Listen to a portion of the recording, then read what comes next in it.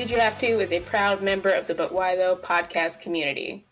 Hey everyone, welcome back to Did You Have To, and we are back again with extra special, because we're talking about everybody's favorite green-haired cinnamon roll, Deku.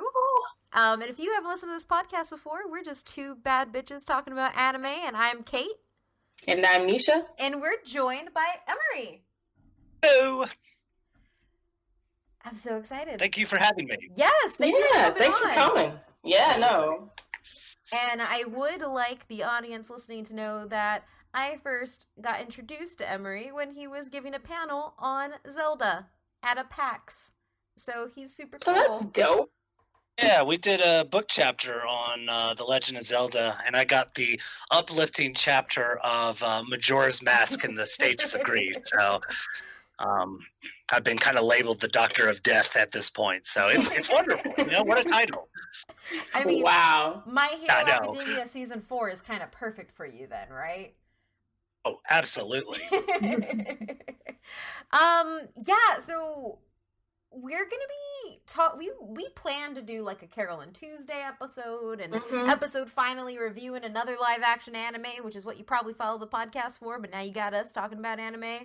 And then I watched the most recent episode of My Hero Academia Season 4, and I was like, yo, we gotta talk about Deku. Yep. And I encourage and enabling our inability to commit to a schedule, said we throw everything away. Yes, we will talk about Deku.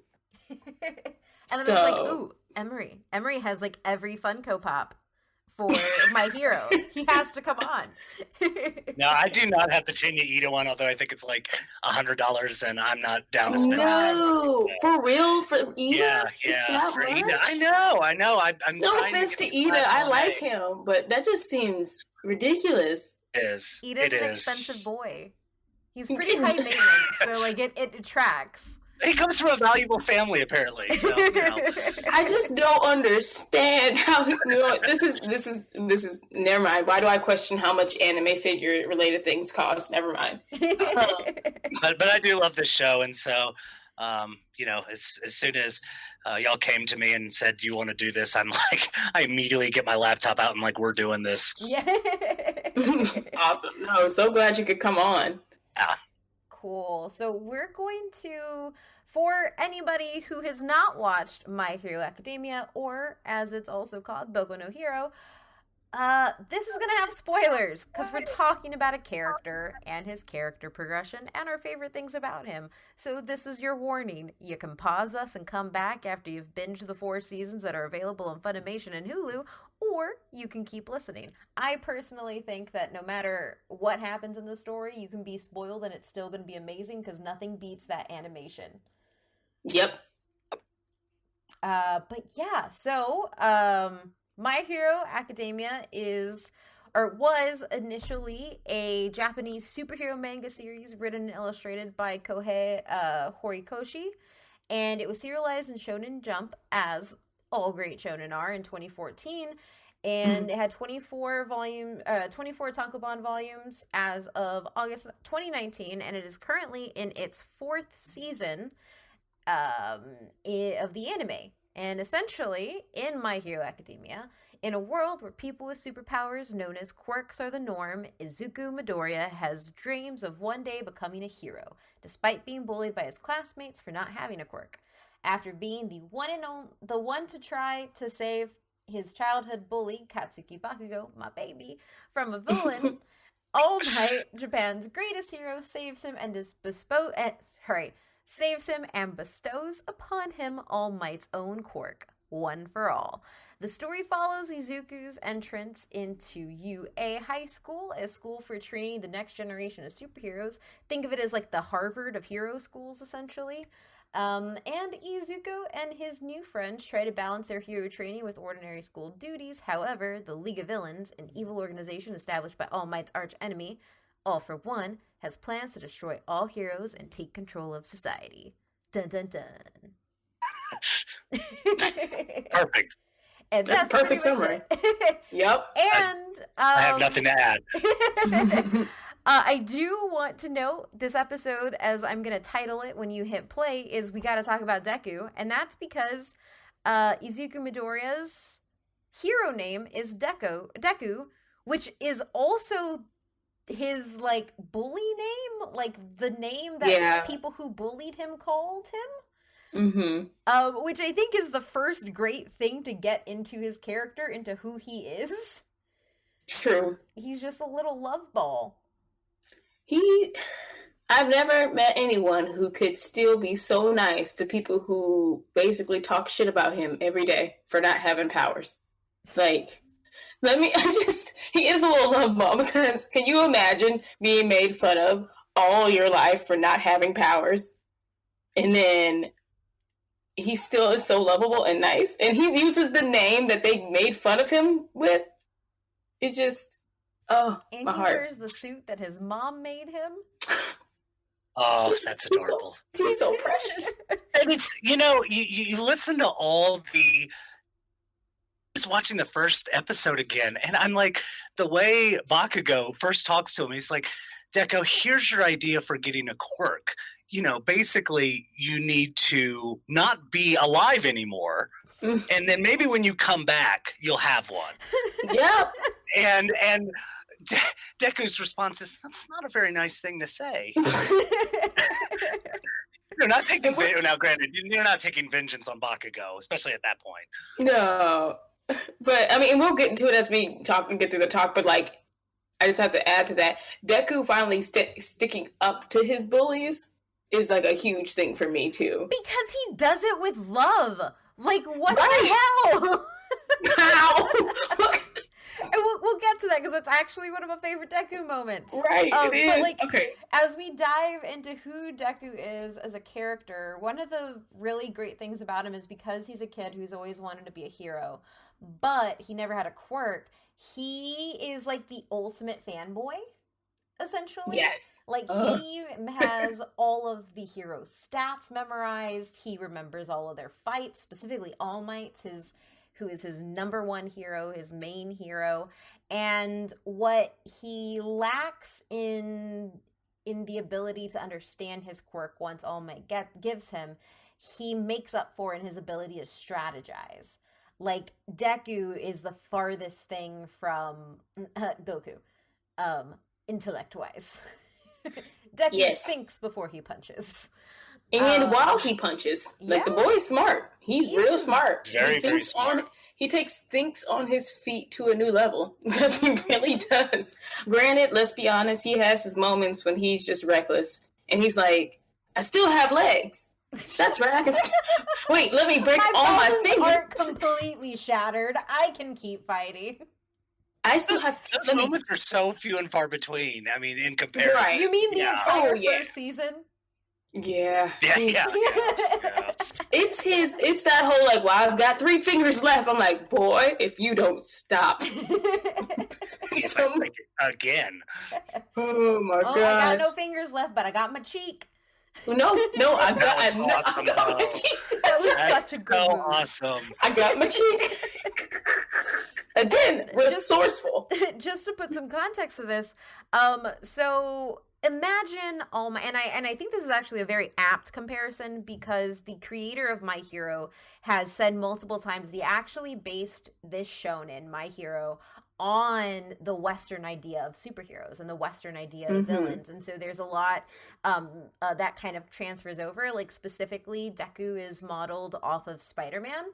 And in a lot of ways, like, All Might is a stand-in for, like, Superman, and he has, like, these Superman-y powers. He's super strong, super big, but the thing is he smiles all the time. Because one of the things that the series really hits on is that All Might is a symbol. He isn't just a guy. And that symbol is important, which is why when he chooses Deku isn't just he initially starts as just trying to be a hero, and then through his course of growth, he realizes that it's less about being a hero and more about what it means to be a hero. But what happens is Deku is given this great power. He's given the One for All power, And what the One for All power is essentially a power that can be transferred between hero to hero that makes them like All Might. And I don't remember All Might's the woman who gave it to All Might. I don't remember her name. Oh. Nana. Oh, okay. What was it? Mm-hmm. Wait, Nana? Nana. Okay. And essentially it passed from her to All Might to Deku. Mm-hmm. But everyone who has the power has to learn how to use it in their own way, and it's Mm-hmm. at full strength all the time.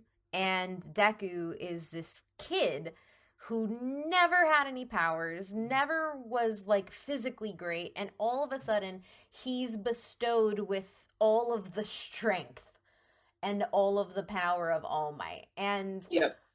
instead of making it, oh, kid becomes the chosen one, now he's all powerful, they chose to make it, oh, now this kid's all powerful, but if he uses his power without learning how to control it, he will kill himself. Mm-hmm. Which is one of the greatest differences between Deku when you look at Shonen as a whole. Deku, and the reason we make the joke about him breaking his bones is if he would use All Might's like Detroit Smash or anything like that, his arm would Mm-hmm. shatter, or he'd flick and his fingers would shatter. And he has had to not only train to become strong enough to be a hero, but he's had to train his body and his understanding and learn to really understand himself so that he doesn't end up hurting himself further. Which throughout the course of the whole thing, we see even when All Might goes 100%, that really leads to All Might's injuries and All Might's eventual Mm-hmm. decline. It doesn't help that his teacher Aizawa is having none of his excuses for breaking things. Oh, He's yeah. he's like, guess what? If you are breaking your bones and your arms and legs, like when they go through the first entrance exam, Mm-hmm. he sits there and goes, "You're going to be useless to everybody else. Right. You're going to be a liability." Which, Deku, in just all his endearing qualities, sits there and goes, "You know what? He's right. Mm-hmm. He's right. I am going to be a liability, so I got to figure this out now. Yeah. Right. Because And I've got to work harder than everybody else." Mm-hmm. And I love that about Aizawa saying that to Deku. And, like, he didn't give him any kind of a break. He's just like, because, Deku's breaking everything himself anyways. But I couldn't resist. But it's like, it's just, I think he needs that balance. Like, we just had the mentor episode, the shonen mentor episode, or anime mentor That was so episode. good. Oh, Thank you.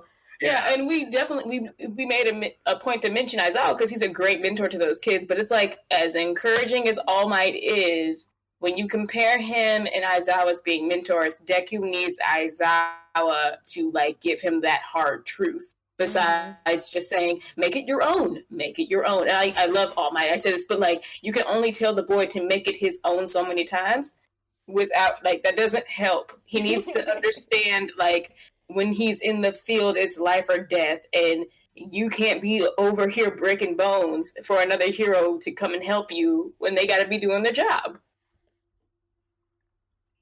And All Might, I mean, as much as I love him, I do sit there and go, he's really only kind of going on his interpretation of Yes. Yeah. One for All, and he kind of goes into and going back into Deco. He's just like, yeah, you're right, make it work. I made it work. And Deku's like, I've got this frail. Don't you understand? I haven't had a quirk, and I know that neither have you. But at the same time, I mean, your mentor Nana and another character in the series. His name is Gran Torino, which is like, I feel like the Eastwood in some ways. Yeah. Very Right. scruff, no nonsense, gives good advice, so forth. And he's just like, this kid doesn't. He's not the same as you. He was all power. Toshinori or All Might was all power, and Deku is not. He's an analytical, scrawny kid Right. in the beginning. Yeah, and it's one of those things that like it was really a refreshing when we talk about Deku's origins. I think one of the reasons why I ended up falling in love with my hero so much is because I think that a lot of this comes from the fact that the creator borrowed from Western storytelling, because in Western storytelling Mm-hmm. it's all about the underdog. And we talked about this actually, I think on our Death Note episode. I think it was our Death Note episode, but Yeah. one of the things Yes. that you lose in translation is a lot of shonen is you're not taking an underdog. It's all about just training from a point of strength because you're no good if you don't train, Mm-hmm. versus you are the underdog in the story. And I think that My Hero is the best of both worlds in that Deku is very much the physical embodiment of the most powerful quirk in all of My Hero, but he can't use it. He can't Mm-hmm. just go Ichigo and carry around a giant ass sword and say, "Oh, I don't know how to shield it. My bad, guys." Like You mean 15 minutes of training did not make him the strongest character ever? exactly. Um, and it's one of those things that, as we see him, so like initially, Deku starts out by copying All Might's moves. So Detroit Smash, Delaware Mm-hmm. Smash, the full cow, and then you have him do like the 5%, double Detroit Smash, that stuff. And then after he spends time with Gran Torino, he develops the shoot style, which is his style, which is less focused about punching You and have more. legs, Midoriya. Yes. Mm-hmm. Also, is there a pair of Deku shoes? I need to know this I feel like there's gotta be at this point, or at because least, they're ooh, gorgeous. Adidas. Adidas needs to make some. I Aunt Yes. need. May. Oh, I need them. I need them I'm so gonna Google. bad. And Those are some heavy duty shoes right there. That steal everything. Get the iron in the soles too. Yes. and he still kind of names these like the St. Louis Smash. We saw Manchester Smash the last episode. And so he still keeps in the vein of All Might, but he's turned it into his own fighting style, which relies on it's like a hybrid between Gran Torino and the time he spent with him and the time he spent with All Might. And what makes it unique to Deku is Deku know like all of Deku's movements are planned because of how he analyzes the scene, strategizes, and ultimately what he knows internally and about different types of quirks. Mm-hmm. And it just looks really cool. He glows electric. Like essentially what he learned was he can radiate the power and keep it coursing through his body instead of Mm-hmm. focusing it on one spot and shattering. He would like essentially disperse the power. And his Mm-hmm. power suit, like his legs and his arms are reinforced with because essentially if you haven't watched My Hero, there's an entire class of people with quirks that essentially help them make gear or what's it called, the actual Like name? Support class. accessories and like, sorry, What'd you what'd you say, say? Mary? Oh, it's the support class. Yes, the support class. Oh. Yes, the support class. They make all of like the costumes and not the props, but like the equipment that all the Mm-hmm. heroes use that help them and fit them and are tailored to them. But Deku, I don't know how many outfits this boy has been through. Like Maybe three. I think at this point he's been through at least three because his first one got torn to shreds. haven't all of Um, them been torn to shreds? I mean, it's anime. People go through clothes. Can we It is a ask, thing. has he ever, I think he's worn his hood once. Maybe. Yeah, I think he only wore it when he was in in Alpha when he had the And first one. Well, and I this could go season take care of also, that. Oh and yeah. when he was Oh, on did he? patrol. Okay. Well, Yeah. no, but he wasn't even wearing it on patrol. Oh, that's right. Miriam Muriel had puts to it on his come and head. like put it on him. Cause Right. Deku's just like, That's I'm a right. friendly guy. Nobody's gonna hurt me. Really, Deku? Ooh, Really? I'll be like, Deku, baby, sweetie, please, you have to hide your identity a lot Your family name better. like Spider-Man. Yes. He's just so used to it. I don't know if part of that is because of like All Might, like, but All Might still has a secret identity. But you know, like All Might never like wore a mask or like Yeah. a disguise. So I don't know if part of that is because like he sees it that way. But then it's like in the world of pro heroes, how many people have secret identities? But Yeah. Deku, you're a child and you have a mother at home. You don't need to like put your name out there and Yeah. have people coming to kill you. I think a lot of it at the end of the day has to do with that focus on that smile, like the idea. Because one of Yeah. the things that's really integral to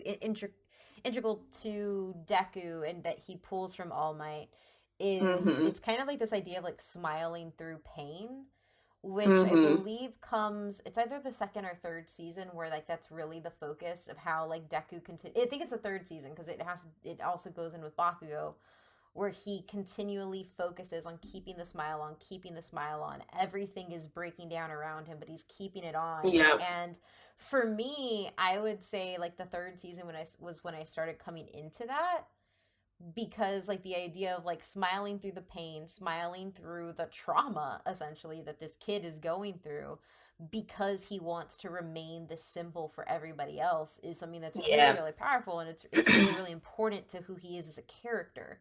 That optimism and that refusal to give up in a positive way, which is really interesting to me because I'm not a positive person. It is inspiring though. I get what you mean. Like it's like when I wake myself when I think about getting up at 5 a.m. to go to work and then also work out and like do it with a smile on. Deku out there cleaning an entire beach, like dragging trash and doing it with a smile on. But I mean, like I think about that a lot. Like I just think about a character. I'm like, it's not that bad. You just got to get up and keep moving, and like maybe throw a smile on to make it better, which isn't always the case. But it's just that positive. The boy smiles when he's crying, Yeah. He and I cries a think lot. he cries Cry a a lot. lot. That's But his you know real quirk. what? That is his real I quirk. appreciate it is waterfalls from his from Waterfall his eyes. tears. Yeah, but I think that's something I appreciate because I even said it on Twitter where like a lot of people for a long time just kept on calling Deku a punk. Mhm. When he like they like people. I mean like, and I'm not shaming anybody's Bakugo's fans, but I mean, which I love Bakugo too, Oh, I'm sorry. You have but a I cold? Bless you. acknowledge the whole like. Thank you. I acknowledge the whole that a lot of people just like didn't get Deku. They just like, what do y'all mean? This crybaby's a cheater. He didn't have to work hard, like this or that, or like they're just like he's just a crybaby. But it's like at the same time, look at his whole story. Look at his like here is a kid who looked up to his hero, like always wanted to be a hero. Everybody around him has powers. And then he finds out he doesn't have a quirk. But he still looks up to heroes. Deku could have turned into a villain, if you really think about it. Like, I think there's a point in his life where he could have easily turned into a villain and hated heroes and been jealous of them, but he still loves them and still wants to be one day. Could have done that on the first episode. Yeah. All Might even then, for a brief second, says, without a quirk, you can't be a hero. Right. Yeah. And oh my gosh, that has to crush this poor boy. And that's like the Incredibles with Syndrome that he just completely turns. Yeah. Yep. But he doesn't. No, that's a really you're good fine. point. That's a good point because like how easily could it have been for Deku to just be evil or like to hate heroes? So then there's that, but then it's also like I appreciate that Deku is the main character of the series and he cries because like boys can cry. He can be emotional. He can be happy. He can be sad. Like, and he's dealing with a lot of stuff. Like people be calling him a punk, but I'm like, no one's dealing with the same crap that Deku's dealing with. Like, but yeah, that is something important to remember. Like that beginning episode, that could have been his moment when he could have become a villain, and he didn't. Yeah, I think that like that first. I'm really happy you brought up that point, Emery, because I think we can start moving to like some of our favorite like parts, our favorite moments with Deku, and I think that very first one, where even in the face of your literal icon, your everything that you want to be in life tells you that you cannot be them. And Deku just smiles and is like, I'm still gonna try. Like, I want to try more. Yeah.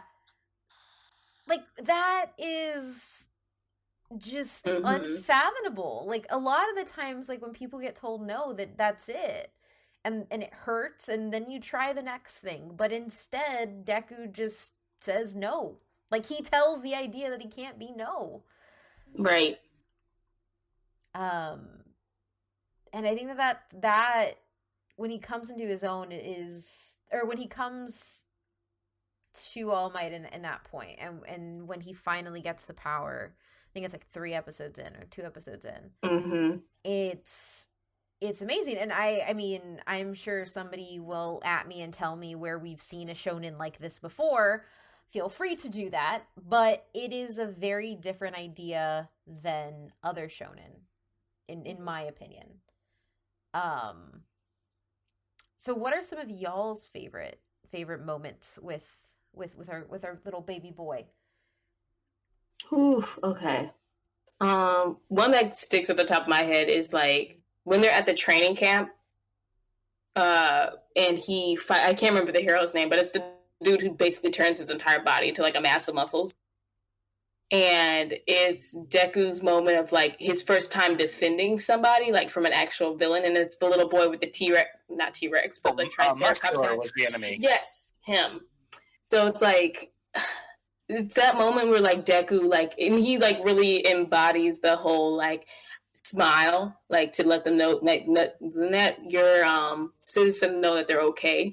And like he's like, I am here. Like he has that whole moment, and like even though he's scared, even though he's terrified, even though, and he knows that this villain has killed heroes, like pro heroes before, Deku, like that's his moment where he just like stands up to him and he's not scared, even though again he breaks his arms. He breaks both of his arms. But Mm-hmm. it's still this very powerful moment because he is able to like subdue him and beat him, and then runs away and saves him, saves the kid in him, and it's just like his moment of like he's thinking. Yes, he was like a little reckless with it, and because he didn't have like the ability and or know how to use full Cal yet, but I just love that whole moment with him. Like he's scared and he understands like being a hero doesn't mean that you aren't scared. Yeah. It means that you're scared and you still act. And I think that's something that's very powerful in that moment for him, is like to learn that lesson.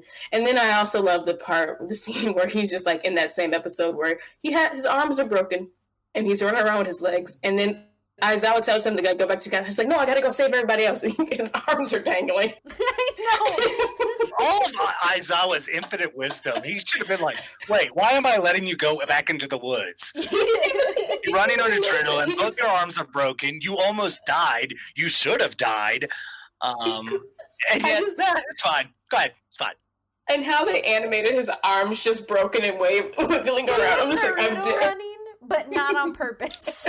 Not on purpose at all. They were dislocated and broken. Also, sorry, I just have to add this. The boy breaks his bones on the regular, and he doesn't cry about broken bones. That is like the one thing that our baby does not cry about. His actual body breaking, he does not cry about. Not a tear. Not a tear drops when he breaks a bone, but he will shed a tear when he's sad for Bakugo. Okay, sorry. What about you, Marie? Well, and I want to touch the small thing on the shonen bit. I think so many of these shonen protagonists, Naruto or Gon, they always had these skills going in. I mean, yes, they were kind of faulty and they kind of did it the wrong way. Deku didn't have those skills. He had his wit. And he'd had his notes. So yeah, he did some cool things, but he was just really good at thinking on the fly. And I think that's my favorite thing about Deku. And it gets into my favorite scene, which was actually during the sports competition, during the obstacle course. And he's like, I can't use my quirk. I can't use all for one. Or one for all. I always get this mixed up. It's like, I can't use it yet because what if my arms are busted for the next competition? So I have to use my wits. And he breaks, or a robot comes to hit him. He defends himself. He runs. He's like climbing on a tight wire with this like huge metal hunk on his back. And then what I think was really clever writing was they were digging up landmines. There was a section of landmines and everybody's charging through. He's not in dead last, but he's kind of middle of the pack. And he gets there and he's like, oh my gosh, I don't know if I'm going to win or not. So I got to do something kind of reckless, but it's logical. And so he's like, there's going to be more mines in front because everybody was careful when they first got in here. The people up in front are at a disadvantage. He's thinking.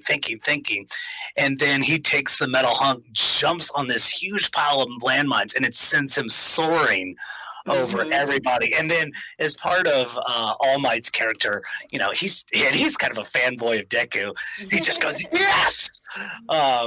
Just so excited. But again, it is one of those things where you know, all my at one point he says, you know what, you give such conviction.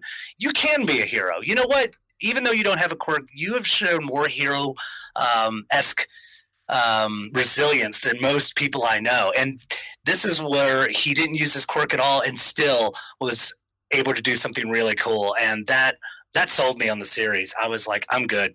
I'm going to watch this. I don't care. It's so great. I That's a think very good one. one of my favorite moments, and I honestly think during the sports challenge, the competition that they have, I think that arc of the, is it the second season that they have that? Second season. Second season, yeah. Mm-hmm. That's probably one of the strongest arcs of the show because you get to see the kids at their most vulnerable, but you also get to see what they think about each other. And for Deku, Right. his fight with Todoroki is probably one of my favorite fights in all of My Hero because instead of taking advantage of the fact that Todoroki only uses the cold side of him because of all of like the actual abuse and trauma his father put him through, Mm-hmm. Deku doesn't exploit that. He knows that. He knows that that's why he can win and make through it, but instead he decides to put winning second and put helping Todoroki first. And Deku essentially works to have like what's the quote? The quote is, it's your power, isn't it? Your quirk, not his. Right. Yeah, it's your quirk, Yeah. that's not his. And it's so small, but it's a moment where he literally shakes another character out of his trauma and helps him reclaim his identity and Mm-hmm. separate it from the man who abused him, from the man who abused his mother. And from that moment, Todoroki changes Mm-hmm. in a really big way. And I actually think Todoroki and Bakugo are really similar um in different ways. But Todoroki is able to become a better character, and I think at that point is also when people start falling in love with the character of Todoroki. But you don't get Mm-hmm. that moment if you don't have that like unrelenting kindness that comes from Deku. And I think that I just really like that moment, and I really like seeing him in that way because, and this is make me sound like an asshole, but like I'm competitive and I will just like, I just want to win. And so That's seeing not an asshole thing to say. Oh, Continue. like I would never take my time to help the person behind me if I'm gonna win. Like I know that it's a very Same. bad like I have had to work really hard my entire, I feel like Bakugo most of the time, which I'm not gonna, I don't bully anybody, but I have this feeling where like I have to win at all costs because if I don't win and I don't live up to something, then I am literally failing everybody and I don't deserve any of it. And I feel a lot of that when, which is why I like Bakugo so much. But when I see Deku have that like radical empathy where he is just, Mm-hmm. he sees the forest beyond the trees. Like he looks at like what is the best thing. And for him, the best thing is friendship and family and how he can be a hero in everything. Even if it's Mm-hmm. just in saving a friend. Like it's not saving a kid, it's not, you know, it's not him saving Eri, it's him just saving a friend from his own demons. And I think that that is extremely powerful and extremely important to who Deku is as a person because Mm-hmm. Deku will sacrifice his own personal gain to save somebody. And that's like what a hero is. I agree. And I think that's a very big core characteristic of Deku is that he wants to help. Like, even if it's like in the first episode, he jumps right into danger when he sees Bakugo is in danger, and he doesn't think like he's scared and everything, but his first thought is to help his friend, and like you see it like repeated times. He's just like very helpful kid, but I agree with you. I like the word radical empathy. I feel like that is definitely to describe Deku. He is a radical empathist or however, or empath.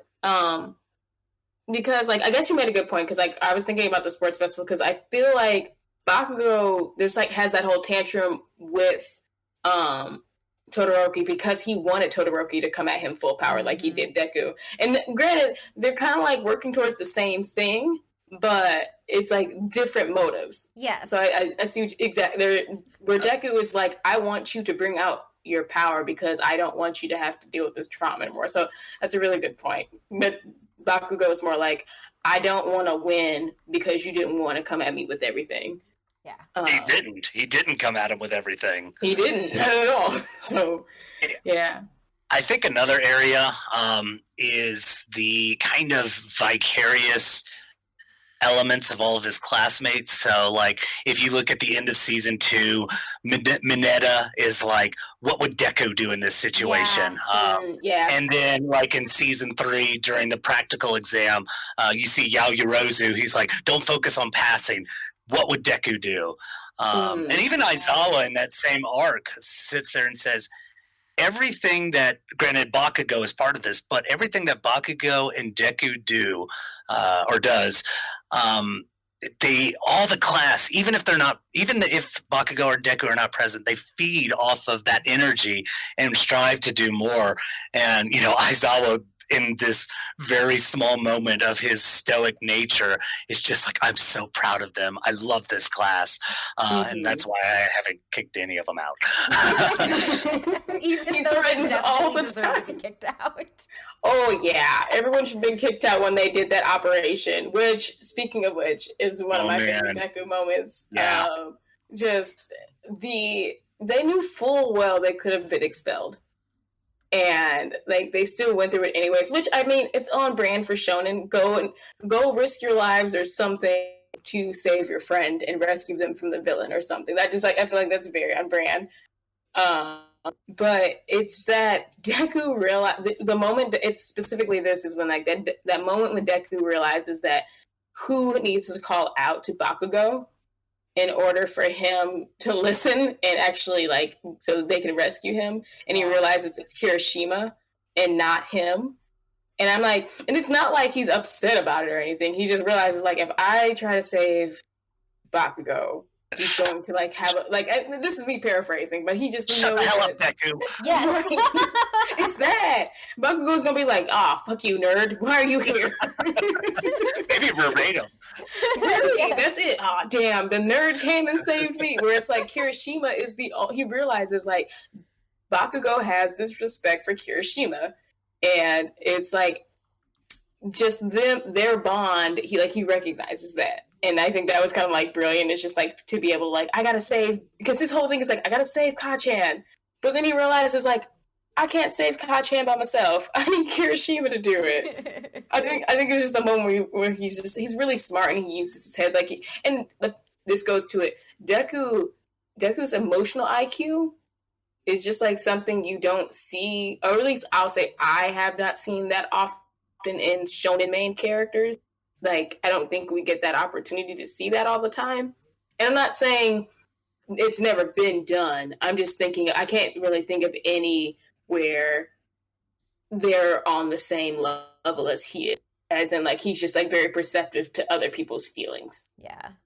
And, I mean, it's anime. Usually you gotta beat the boy over the head with a mallet to get some attention. So I just think that it's really good that I think it's a core thing in the show, though.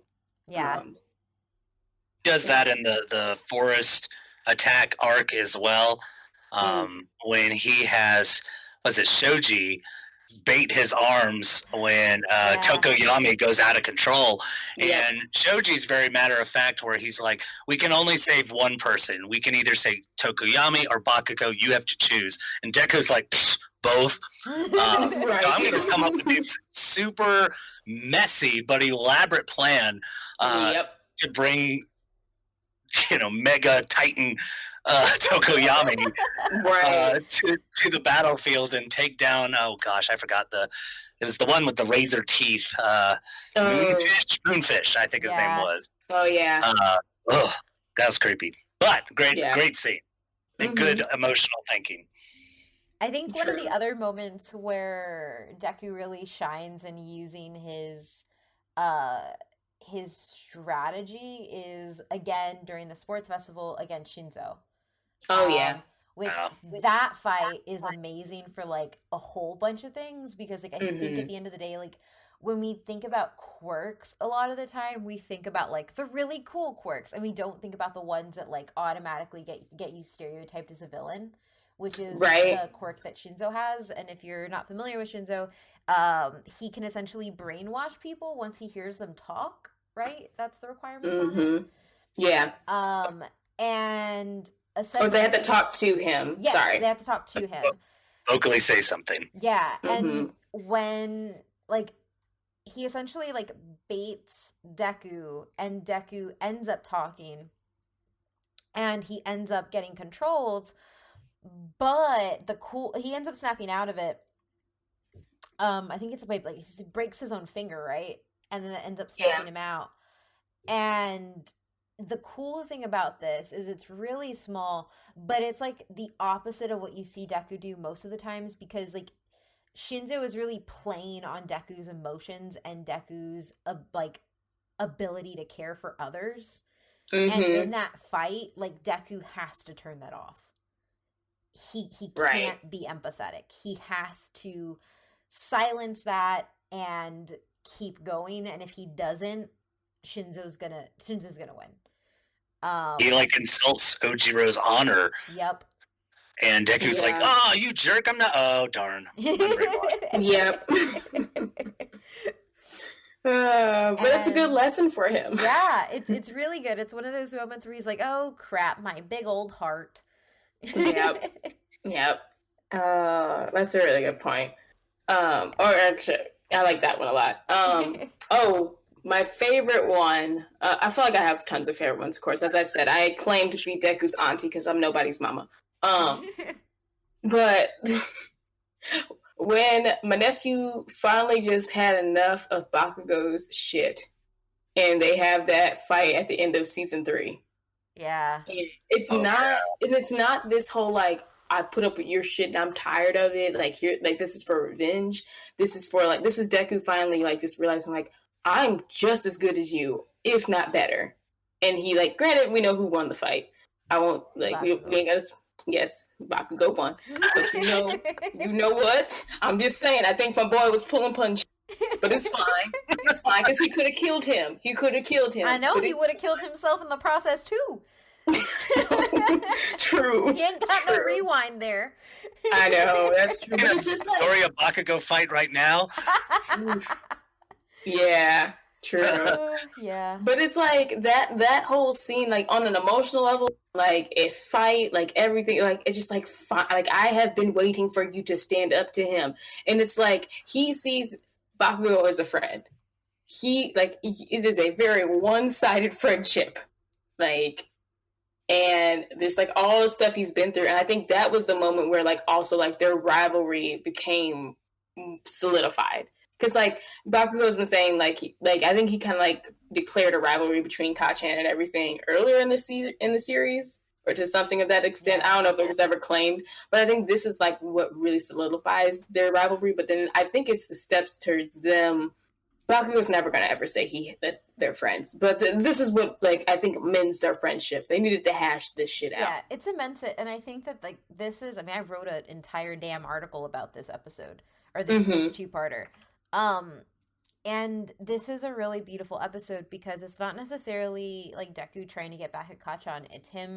It's him talking to Bakugo the only way that Bakugo understands, Right, and that's by fighting. right. And in that entire time, you learn, like, I mean, we're going to have a separate Bakugo episode because I got to talk about my baby.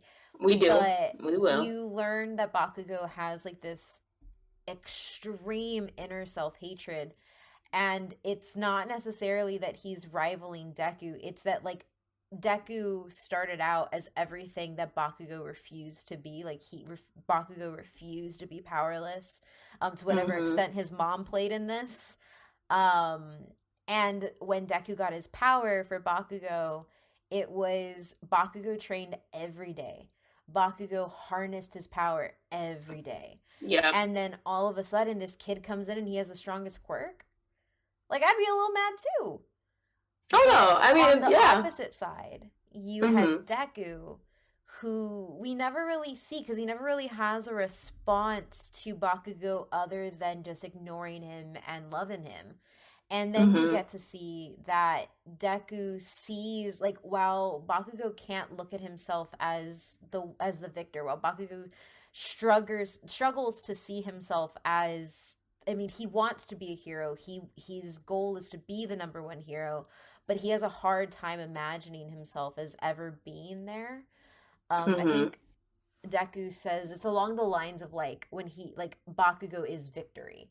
Like that's what it means. Like the ability to be that sure of yourself and that that confident. And you see that Deku, as much as it's a friendship, it's also that like Deku looks up to him. Like Deku, sweet little baby Deku, looks up to the kid who like made his childhood horrible. Yep. And it's a moment where I think it's great growth in Deku's character because you understand, and you saw this during the sports festival as well, but like Deku understands how to talk to people, not in a way that gets him what he wants, but in a way that actually like listens. Like he's actually meeting people where they are. And I think that that's something that like most adults don't know how to do. Mm-hmm. So I agree. That's a really great part, and I think it's really important to who Bakugo, or to sorry, who both of them are, Yeah. but to who Deku is, because And he. I think, oh, sorry, go No, ahead. go ahead.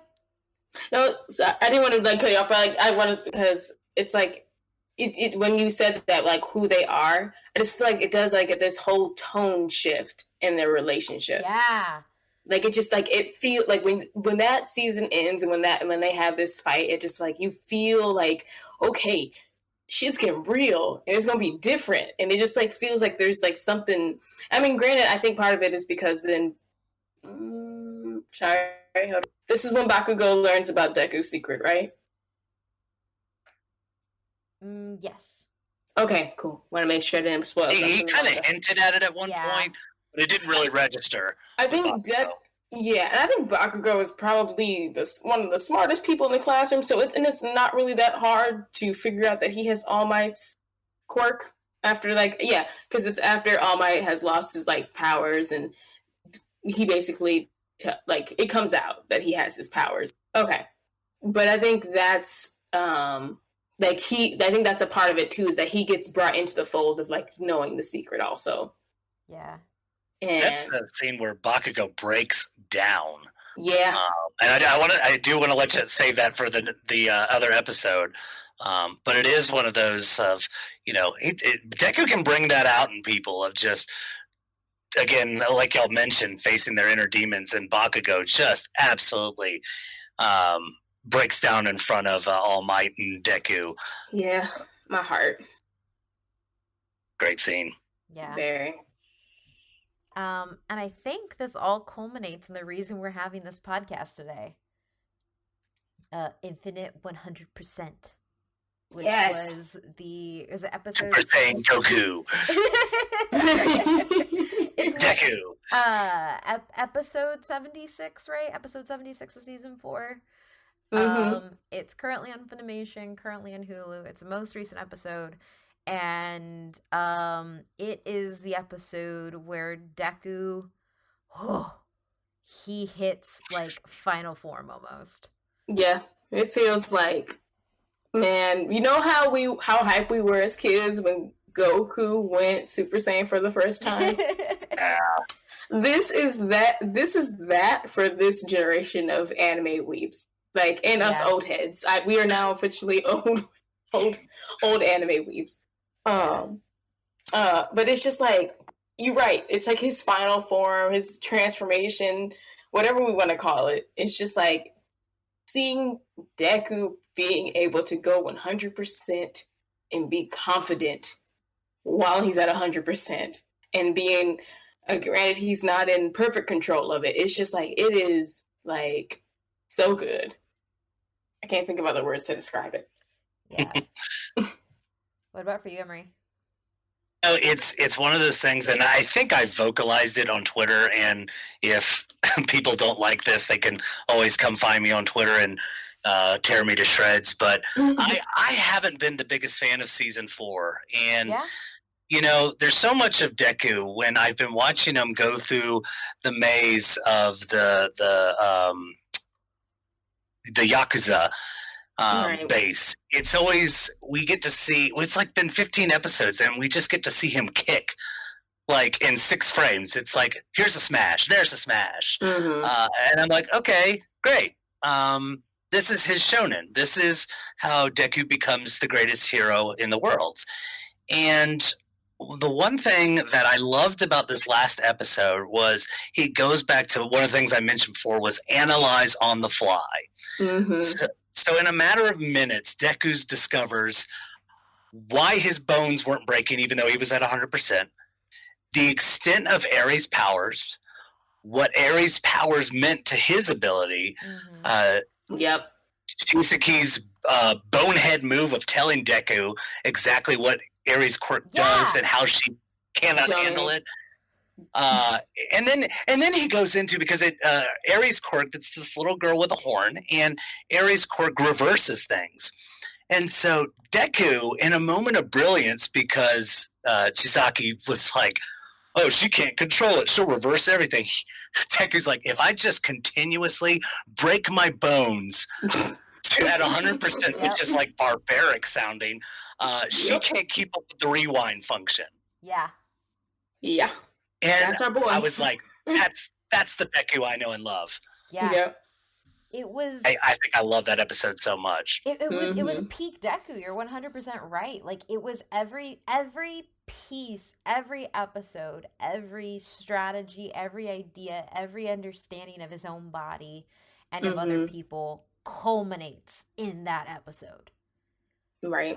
Which is phenomenal, because the episode before it, Miryu's episode. Like, Lemillion, just like, that episode had me freaking crying. And then this one comes up and like ups it. And I'm just like, oh crap. And it was one of those things too, is what I liked is this entire time, like the entire part of the season, it's one of the reasons why I didn't like it is, one, my baby isn't in it, but 2, like, you just have Deku back in self-doubt for so much of this season, because you have Night Eye saying that Lemillion should have been the person who got one for all, and then you have Deku like questioning himself the entire time. And it was one of the things I really loved about this episode is once Eri became involved, that fell away. And it was just about doing everything to save her. And it was doing everything to save the child. And he didn't care about being fitting for All Might. He just cared about saving her. And I think that is something that like is extremely important. And it's not that like Lemillion didn't do this, Lemillion did it as well, but like the fact that Deku is able to separate this immense pressure and just be is insanely like powerful and like inspiring. And I like it also just highlights why I like Deku so much when I don't like so many other, not that I don't like, but like the rivals in shonen are always way more interesting to me. Like, I liked Renji more than I liked Ichigo. I liked Sasuke, as emo as he was, more than I liked Naruto. Vegeta. I like Vegeta, obviously, more than I like Goku. Same. Now, I like Bakugo more, but I like Deku a whole lot because Deku is smart and he's thoughtful and he's caring, and he will never do something to show off. He does it when he needs to do it. Because, like, holy crap, like, that kid continuously broke his entire body in the hopes that he wouldn't exceed Ares' rewind power. Mm-hmm. And it's just like Every Girl Jr. Yes. like, oh, like that when he makes that connection. So like I've told Kate this, and why I'm so excited we finally got to have this episode is because I have been waiting for over I think about a year to talk about this, because in the manga it is just like the whole time I'm reading it, I'm just like turning each page, I'm freaking out like what is going to happen. And it was so dope seeing it like animated finally. And it's just like Deku, like I agree with you 100% about Deku finally not being worried about being the next All Might. And I think that's something that's important, because after All Might had just had his last fight, he feels that pressure to be the next All Might and like to be the next symbol of peace. But I think it's just so refreshing for this, like in this fight, you get to see Deku just like take off that like pressure off of himself and just focus on the task at hand. And like even him saying, what is it? Oh shoot. If I can't save the person in front of me, how can I be a hero to everyone else? Like I know I'm paraphrasing, but it's like it's just so powerful. I think like and like it's kind of like you remember when we watched the Two Heroes the movie. It's just like seeing Deku operate, like fight alongside All Might in that movie.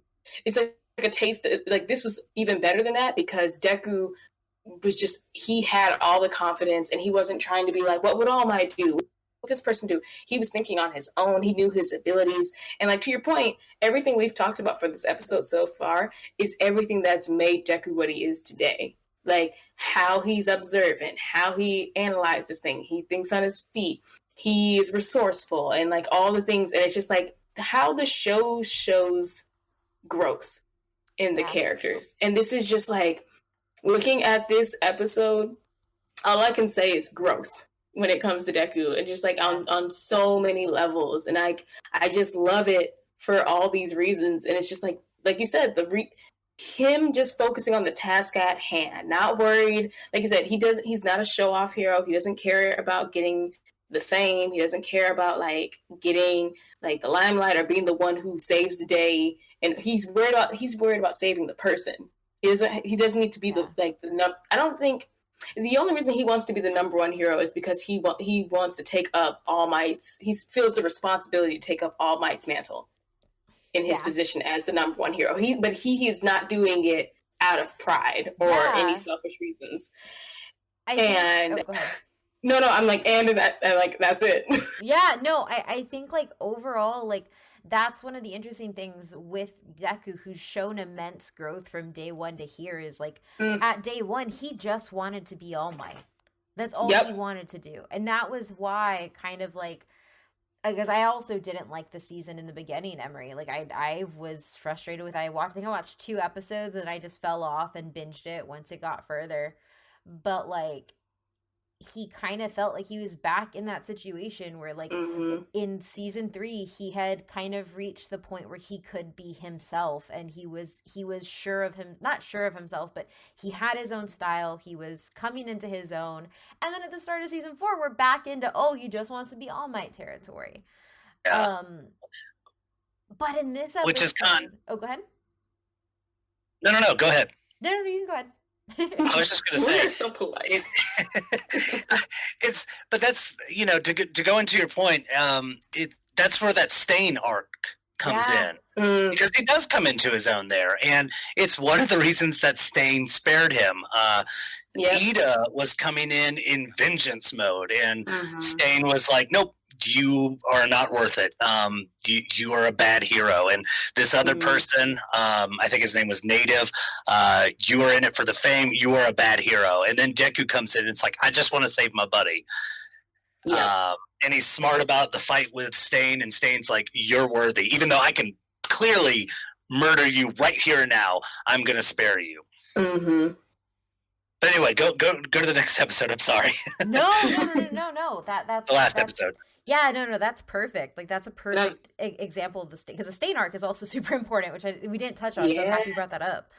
Um, but like in this like the reason I like this episode is I feel like we got back to his growth. We got Mm-hmm. back to Deku just being Deku and letting it all go and seeing him really define himself and really understanding too like at the hen HENH on Twitter. No, no, no, no, sorry, wrong person. Uh at the underscore CSJR, Charles, hey, what's up if you're listening? He says when we asked who was what was their favorite thing about Daku, he said not your typical dumb pop shonen lead. And Mm. for Oh, I saw that. me, Yeah. what I liked about that was when we look at somebody like Goku, Goku will literally call in people who will destroy the earth because he wants to get more powerful. Yep. Like he's getting powerful for the sake of being powerful. And Mm-hmm. he's the prototype. But then you look at Deku and he had as much as he's wanted to get better and train more, every moment in his arc, every in his overarching like growth, every moment that he has become more powerful and surpassed himself has been out of necessity. Every Yep. time that he's learned new things and learned how to survive and use that resilience to get stronger was because he was doing it to save somebody else. And it was Mm-hmm. never just to be powerful for the sake of being powerful. And I think that that is really Yep. important and what separates him from a lot of shonen main characters who Mm-hmm. a lot of the times just I mean I no disrespect on Dragon Ball Z. I love Dragon Ball Z, Dragon Ball Super, but like when you look at Dragon Ball Z, like somebody like Krillin has 10 times more heart than Goku even though Oh he yeah. dies all the time. Yeah. But it's the That's a good fact point. that Krillin won't let that stop him. It's the fact that Krillin will always stand up even if he knows he's going to fail. And that is Mm-hmm. something that you see in Deku more than you ever see in Goku. I think that, yeah, that's an excellent point because you're right. When we think about the shonen protagonist and what their goals are for strength, it's like I would put Naruto in a similar bucket as Deku, even though Naruto's whole thing is like he wanted to prove himself to the village and he wanted to become Hokage. But I think it's like his is deeper than that. But like when we think about like if Goku is like what we're basing off of, like what word did you use to describe him? The prototype. Yeah. Okay, yeah, the prototype. I 100% agree with that because I think that's what makes this anime so refreshing. Is that Deku isn't that kind of character. He's not acting out of selfish reasons or motives, and he's just genuinely a good person. And like we said earlier, Deku had a point in his life where he could have easily became a villain, and he didn't.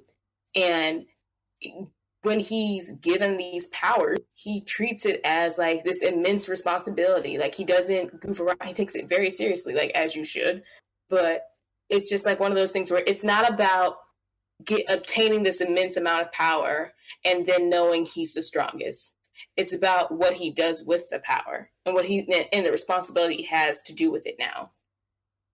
Yeah. I full on agree. I mean, I think of Gon a lot, especially with Yeah. shonen Oh kind of yeah. characters, and I like Gon a lot actually. But he's a precocious child. He's very carefree. He just wants to hang out with his buddy Killua. Heal people, it's fine. I mean, Yeah, it's it's cool, you know. But there are some decisions, particularly kind of late in that anime, mm-hmm. where his carefree attitude and I don't want to say his carelessness towards a lot of things, but it's because he's a little carefree, he ends up getting people into a bit of trouble. Yeah. Yeah, And that's true. I can't, I honestly sat there today. I was going over my notes and I said, I honestly can't think of a scene where Deku puts people into trouble because of a really stupid mistake. Or a Yeah. careless mistake. I don't know. And please feel free to correct me on that. But I can't. I just couldn't think of anything. Yeah. No, I mean I'm drawing blanks. I couldn't think of I any. think the only time he gets reckless is with his own body, but never with somebody else. Mm-hmm. Never with anybody else. Yeah. Because even when they go and rescue Bakugo, they all know the risk. Yeah. Like, it's not, he doesn't make that plan lightly. They don't just like spring into action right away. They make an actual plan. Yeah. The only thing I could think of is the practical exam when he's just so fearful of All Might, he doesn't even consider what Bakugo, which Bakugo has the completely, he's like, we've got to take him down, and, you know, Deku worships All Might. He's like, there's no way we can do that. And the answer was a little bit of both. Yeah. You got to meet in the middle, and that's a stretch, though. It really is, of putting somebody else in danger because of it was kind of a prideful decision, not for him, but for All Might. Yeah. Yeah. Yeah, I would say that's a stretch, too, because he's just overall, like, he knows All Might's not going to kill him. Like, Bakumo may get injured, but he's going to go to Recovery Girl and be okay at the end. Right. Even though Recovery Girl late season's like, I'm out. Yeah. You gotta figure it out. I'm out. Figure your powers out. I thought it was right. I'm done. She probably, she cashed in her pension. And I'm like, I'm sick of y'all. I'm tired of healing this boy and his broken bones. If you keep bringing here. Too old for this shit. Yep. She is. Oh. But as we move to looking at what some of y'all had to say on Twitter, thanks for responding to us. From @BerettaWest, honestly, his analytical mind. I love the different strategies he comes up with in hero training scenarios, especially during seasons 1 and 2. Also, who could forget Operation Bakugo? That was a good-ass episode. It was. It's so good. Like, getting Bakugo to swing with the other arm, that's the smallest strategic thing. The smallest thing, and yet he thought about it. I always thought it was funny how Mina, just went total fangirl. Yeah. She was like, did you see that dog? She was like, whoosh!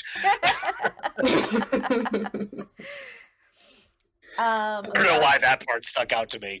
I mean, I have some moments that stick out to me that are just, real tiny, and most of them are just Toga, being Toga. I don't know why I love Toga, but I do. She's crazy, and I love it. A great following. She really does. From @DHalliday, Izuku Midoriya is the first shonen manga protagonist that doesn't annoy me. He's humble, he's kind and empathetic. He isn't a horny idiot or a lazy slack goofball. He's just earnestly a kid that wants to be a hero and uses his cleverness and hard work to be that hero. Oh, there's more. I love shonen manga, but most shonen protagonists annoy me, which is why I, and apparently many others, tend to gravitate towards the secondary characters. The Shikimarus, the Zoros, the Vegetas, and the Piccolos. I hate the things we're meant to accept about these protagonists, that it's okay for them to be lustful or slacker idiots, as long as they just believe or are strong. Izuku is like Rock Lee in that he is someone with a fatal flaw in a world of the powerful. He comes from nothing, and he works hard using what little he has. This is also why I sort of like Asta and Black Clover as well, though he is very much a standard shonen protagonist. Wow. Who was that again? Who wrote DT Halliday. Wow. Good job. I mean, hey, that was really well thought. Yeah. I like that. Yeah. That's awesome. Also, I like that he handles the sudden acquisition of power in the best possible way. Deku does, to his point. He does. You see so many. I'm not thinking of an example off the top of my head, but getting this power and then just becoming completely power hungry. Now he can't physically to some extent, but he doesn't get cocky at all about it. At any point in time. No, he never boasts. He never feels like he's better than anyone now that he has these powers.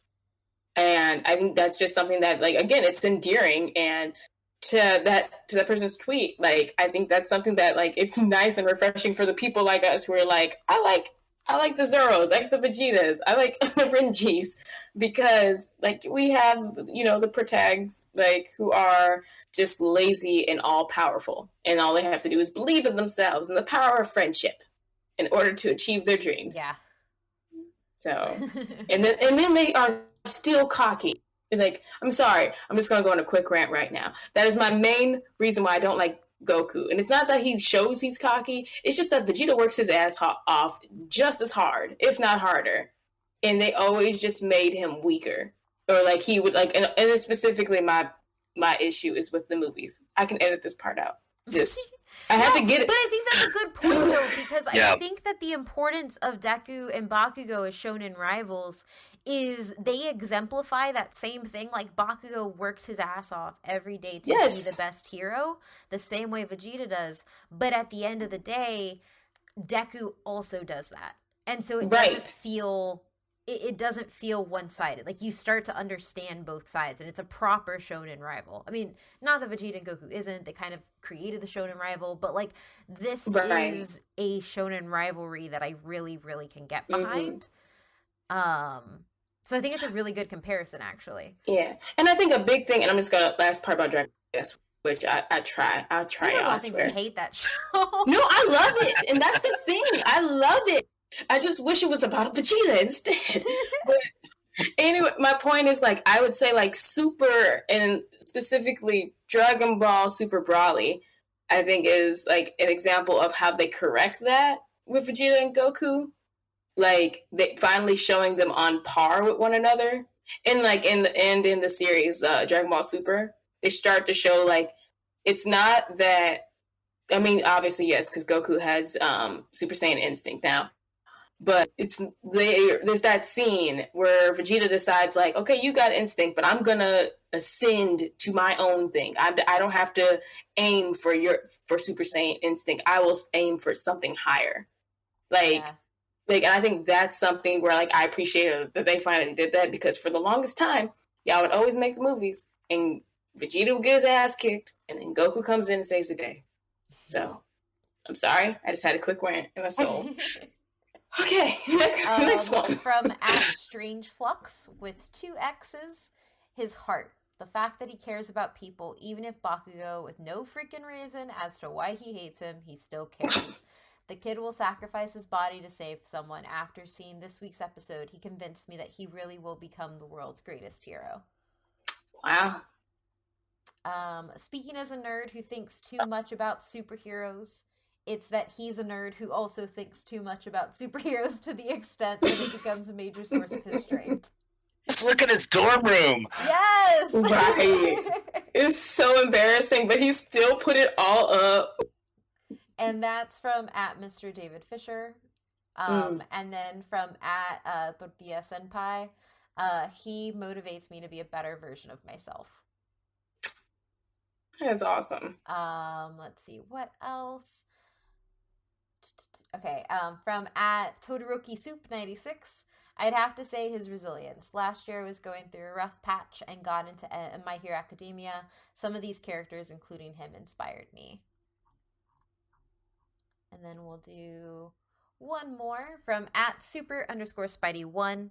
His kind soul and determination. It's something I cherish in heroes and shows that you don't need a tragic backstory to make a character interesting. He simply wants to help others because it's the right thing to do.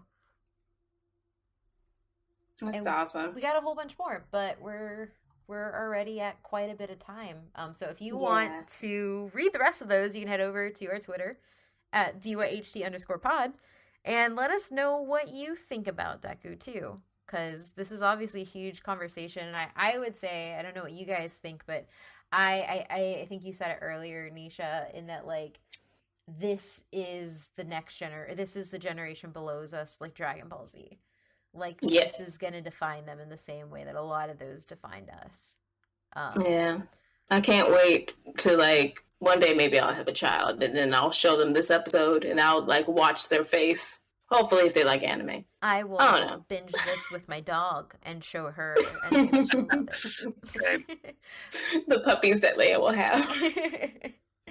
That's adorable. But yeah, so what's everybody's last thoughts on Deku? Emory, you go first. We've talked enough. I would say I felt like I've been talking too much.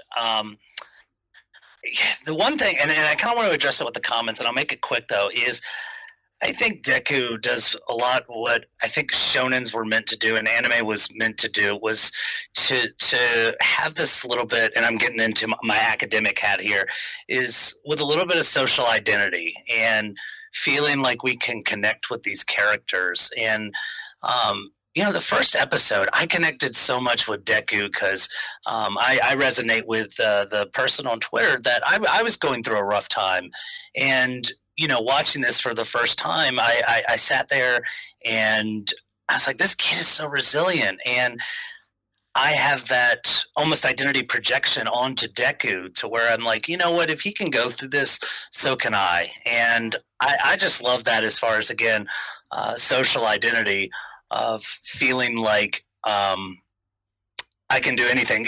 Like, if he can break his legs and arms every single episode practically in the season, I can get on the treadmill this morning.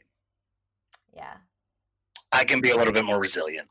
So I love it, and I think it's what makes anime great. Aw. That's awesome. I go real quick. I've kind of already exposed myself as a Bakugo stand.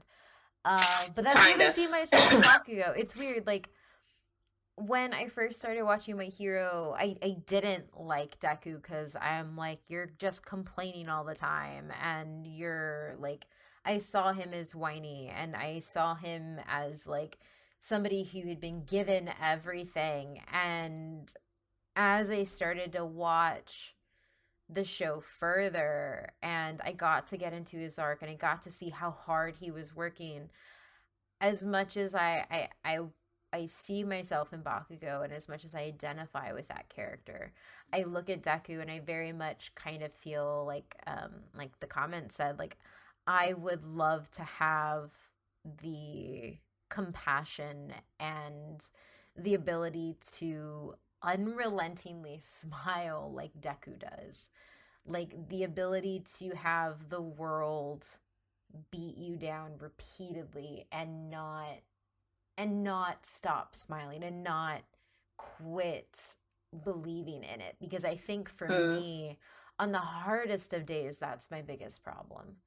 And so when I watch this and I see Deku, and one of the reasons that I've come to love him as a character is because of his ability to do just that. And yeah, that's why I felt like I really needed to talk about him, because I feel like we didn't talk enough about the most recent episode, but it was like seeing a baby grow up, like a child grow up and finally embody everything that you've been wishing for them. And now we just have to see what happens when he doesn't have Eri next to him. What about you, Nisha? So for me, I'm gonna really try to keep this tight. Like I said, I think I always kind of saw a bit of myself in Deku. And like, quick fun fact about me, I tore my ACL twice. Because I played basketball for 18 years of my life. And I, much like Deku, have the whole, people told me I wasn't good enough, that I was too short, that I would never play college basketball, that I was not as good as my sisters, both my older and my younger sister. But I was always determined to do it just to prove, because I'm very much stubborn and I'm of the mind, when someone tells me I can't, that just makes me work 10 times harder to achieve what I want. So it's like I am a sucker for characters like Deku, like the characters who people like really doubt. They look at you and they think that you can't do something, and I think that's just like I still see a part of, like, it's not just like with the ACL stuff and the basketball stuff. Like, and fun fact, I did it. I played college ball, so like, yay me. Cost me 2 ACLs, but it's okay. I'm just like Deku. I got right back out there. But I see myself in him, and I think it's like something where it's like Kate, you said it's the growth in the character, and like to see everything. Like, the show does a great job of allowing these kids to grow up, and we see that growth. And I think it's something that just happens, that we see it and it's happening very naturally for them. But when you see it happen, you realize, oh my God, he's not a baby. Or, and it's also like, it's part of that, like, oh my God, he's not a baby anymore. You see, you're so proud of him. But then it's also like, I see myself in him a little bit of just like being that kid that people said you couldn't do something, and him working twice as hard, 3 times as hard to get where he needs to be, and like using the abilities that he has or the resources that he has to get where he wants to be. And it's like all the core things that make up Deku, like I gushed about earlier, like the whole emotional IQ. It's just like it's all of that. Like it's all those reasons why he's like why I love this character so much. But then again, like I said, like I see myself in it. So I think that's probably the biggest part about it. It's just like I see a lot of myself in Deku, and some of us just want to break bones to make our dreams come true. It's fine. It's fine. But yeah, now I've rambled on enough. Well, yeah. Thank you so much for coming on, Emory. This was a really good episode. Again, thank you so much for having me. I love this. This is so much fun. Yeah, oh yeah. And we'll be doing more My Hero in the future. I know I at least want to do a Bakugo episode, and I know that a couple of people who listen to us have asked for us to do a full recap once season 4 is done. So we can do that. Why don't you tell everybody where they can find you, Emory?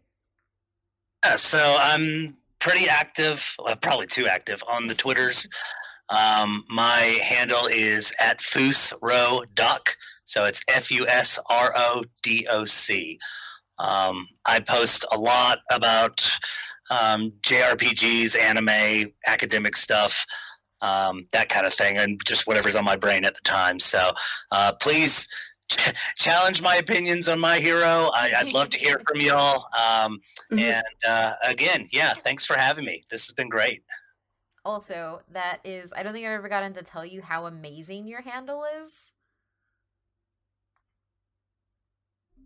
Emory? What's that? Oh, sorry. I said, oh yeah, I said, I don't think I've ever gotten to tell you how amazing your handle is. Broke up again. Oh no, I'm just trying to tell you that I love your handle. Oh, thank you. My wife and I kind of dual came up with it together, and we sat there and like, how has no one taken this? And I've gotten it on a couple of social medias, and I'm very, very happy about it. That's awesome. I'm like, this is my brand. I'm never getting rid of it. Nope, never. Nice. Once you got it, don't get rid of it. No, not it. Yeah. So. And come get involved with us. Talk to us more about Deku. Comment when this episode goes up. Talk to us on Twitter at DYHT_pod. We do have some live action reviews coming in the near future. We just have a lot of anime feels we needed to talk about before then. And you can find me at OhMyMythRandier on Twitter. And you can also find me on Twitter at LA_NEY_SHA. And with that, what's the next step for Deku after this? And dang, sorry, y'all. You're struggling with these Dragon Ball Z questions recently. I know. Will Deku continue to break all his bones? Will Recovery Girl fix him this time? When will we do the Bakugo episode? Find out next time on Did You Have To?